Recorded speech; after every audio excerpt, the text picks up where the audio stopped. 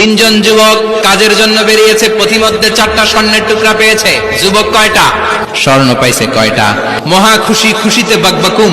4টা স্বর্ণের বড় বড় টুকরা পেয়েছে, আমরা আজীবন খেলে বসে খেয়ে যেতে পারবো, কিচ্ছু লাগবে না আমাদের।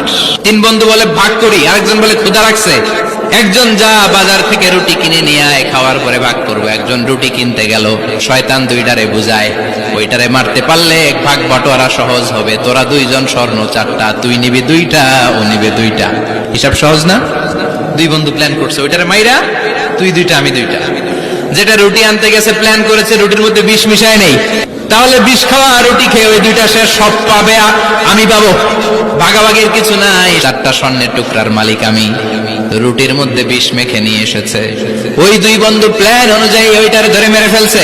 এবার মহা খুশি, এক বন্ধু কয় এবার তো ভাগ বটর আর কিছু নাই, তুই 2টা আমি 2টা, আগে খাইয়া লইস। খাওয়ার পরে এই 2টাও নাই, 3টা লাশ, 4টা স্বর্ণের টুকরা। এটাই তো দুনিয়ার জীবন, ঠিক কিনা?